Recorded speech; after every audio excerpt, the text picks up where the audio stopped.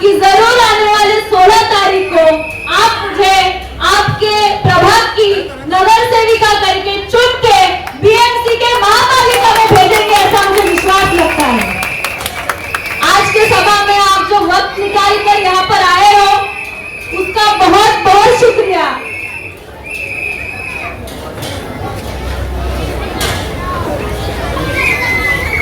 मेरे बारे में शायद आपको हैंडबिल के माध्यम से या सोशल मीडिया के माध्यम से अब तक जानकारी मिल गई होगी, लेकिन मेरा और आपका और मेरा ये पहला ही रूबरू है।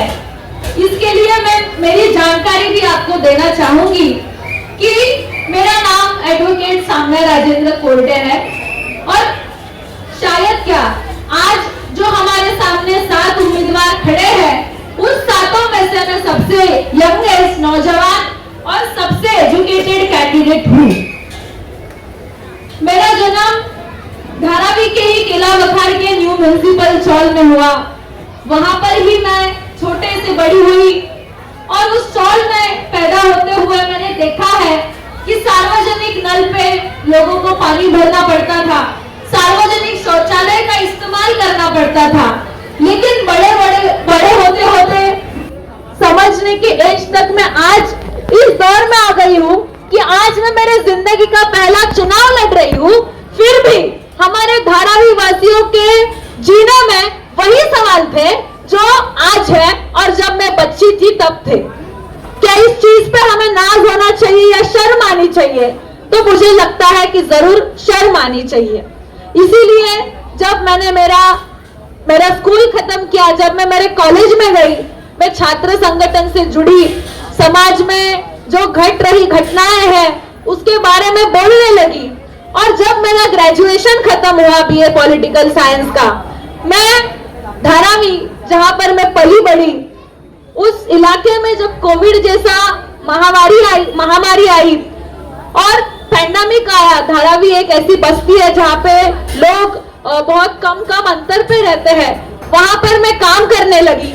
और जैसे ही मेरा ग्रेजुएशन खत्म हुआ, मैं मेरी वकालत की तालीम हासिल कर रही थी रुपारेल कॉलेज से, और यहाँ पर बैठी हुई मेरी सब आंटी, हमारे कार्यकर्ता इस बात की राजीव गांधी नगर की सबूत है। आप बताओ कि मैं कॉलेज में जाती थी, सुबह सुबह मुझे उनका फोन आता था, हम अलग अलग प्रोग्राम करते थे। ऐसे करते करते कब 4 साल गुजर गए ये मालूम नहीं पड़ा और मैं काम करती रही। अलग अलग पब्लिक शौचालय के शेड बनाए, महिलाओं को दिक्कत होती थी, पब्लिक शौचालय का शेड टूट गया था, वो मैंने बैठाने का काम किया।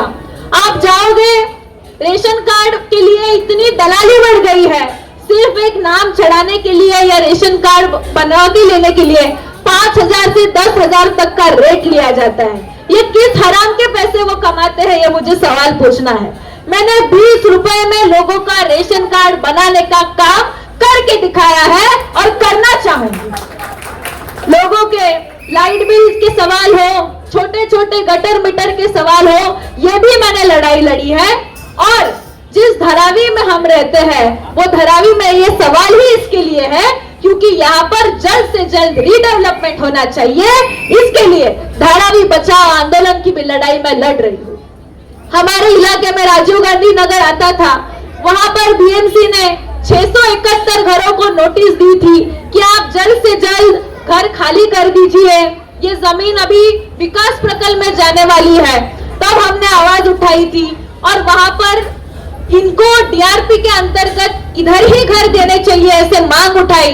मुझे हिरासत में लिया गया, मुझे अकेली को शाहूनगर पुलिस स्टेशन में पुलिस ने लाया, हमारे सारे कार्यकर्ताओं को हिरासत में लिया गया, उनको 95 पुलिस स्टेशन में बैठाया गया, लेकिन हम डरे नहीं, हम पीछे नहीं हटे।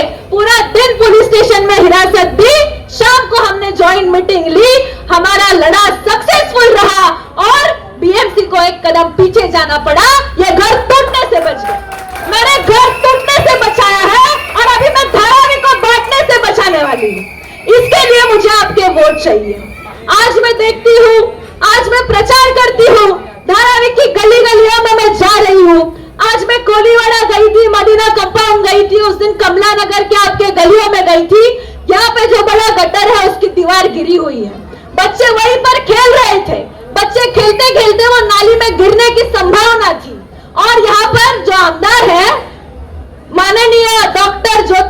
गायकवाड़ जी इस चुनाव में मुद्दा उठाती है कि धारावी में जगह जगह पर कचरा पड़ा है, यहाँ के पब्लिक टॉयलेट सेक्शन नहीं है, यहाँ पे गंदा पानी बहता है।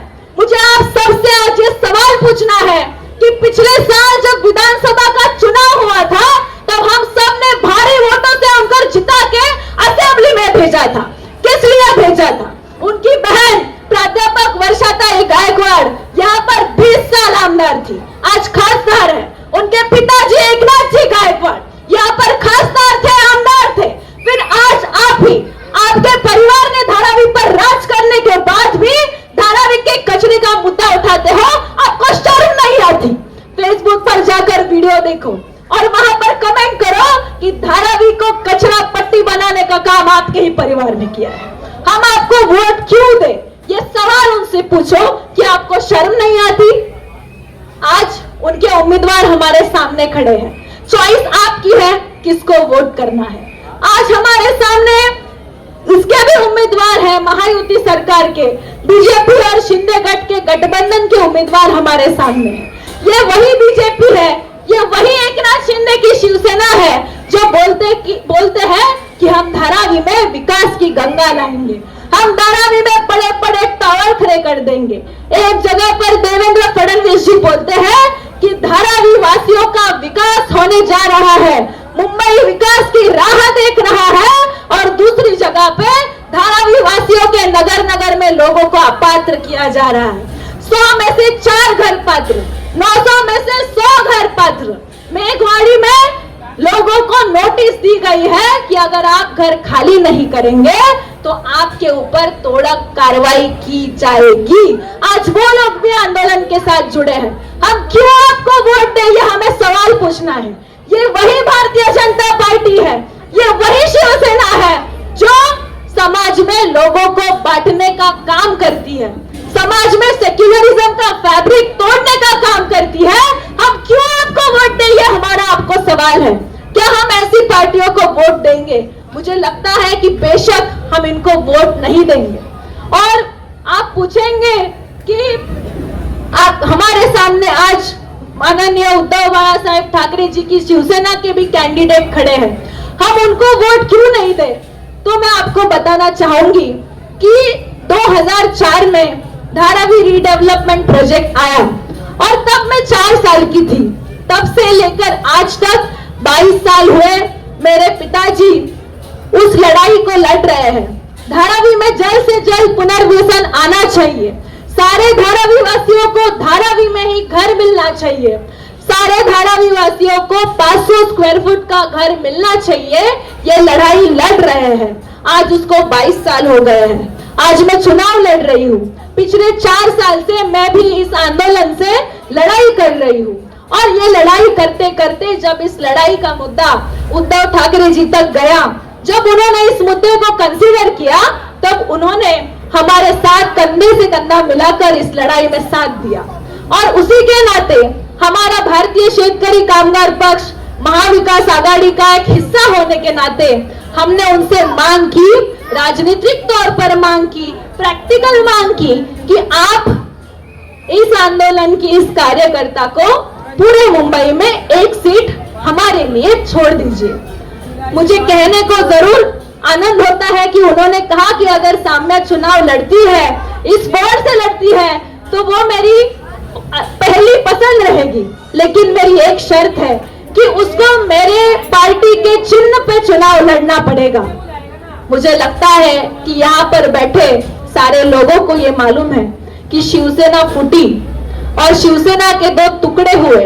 इसके लिए गद्दारी क्या होती है और पार्टी बंटने का दुख क्या होता है, ये उद्धव ठाकरे जी जानते हैं। मैंने भी मेरी पार्टी नहीं छोड़ी और मेरे ही पार्टी के दामन से आज मैं टिकट पे मैं चुनाव लड़ रही हूँ। मैं मेरे पार्टी से एकनिष्ठ हूँ। इसका भी आज अभिमान माननीय उद्धव बाला साहेब ठाकरे जी को जरूर होगा और वो मेरे बारे में अच्छा ही सोच रहे होंगे, इसकी मुझे जरूर गारंटी है। हम बिकने वालों में से नहीं है। आज इस वार्ड में पिछले जो नगर सेवक थे, उनका नाम नहीं लूंगी, आप जरूर जानते हैं, शिवसेना के ही थे, यही के थे। आज वो किस पार्टी में चले गए हैं? आज उनका फोटो शिवसेना पार्टी भी यूज करती है, आज उनका फोटो कांग्रेस वाले भी यूज करते हैं।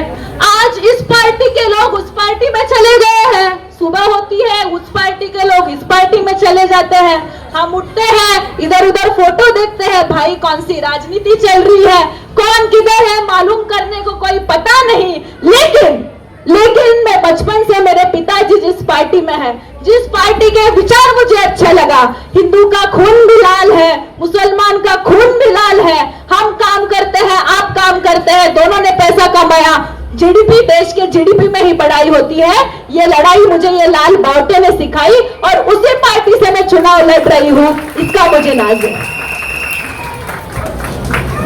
मैं जरूर ये जानती हूं कि आज की राजनीति के वजह से आप एकदम परेशान हो गए हैं, आज की राजनीति से आप हताश हो गए हैं और आपको लगता है कि राजनीति एक पैसे का घोड़े बाजार हो गया है, एक पैसे का गेम हो गया है।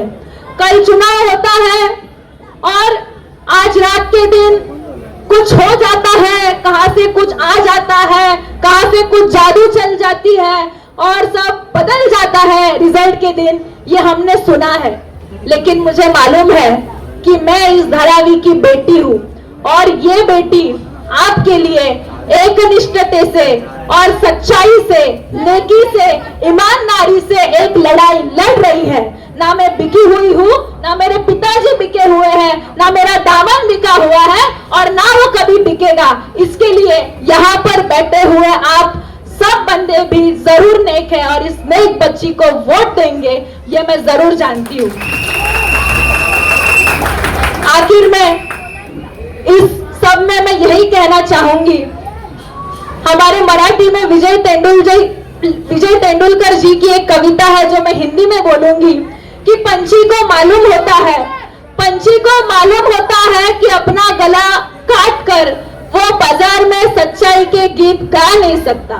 पंछी को मालूम होता है कि बाजार में गला काट कर वो सच्चाई के गीत गा नहीं सकता और अपने परों को काट कर, अपने पंखों को बेचकर वो आसमान को छू नहीं सकता। और मुझे धारावी की लड़ाई आसमान तक ले जानी है और जीतनी है।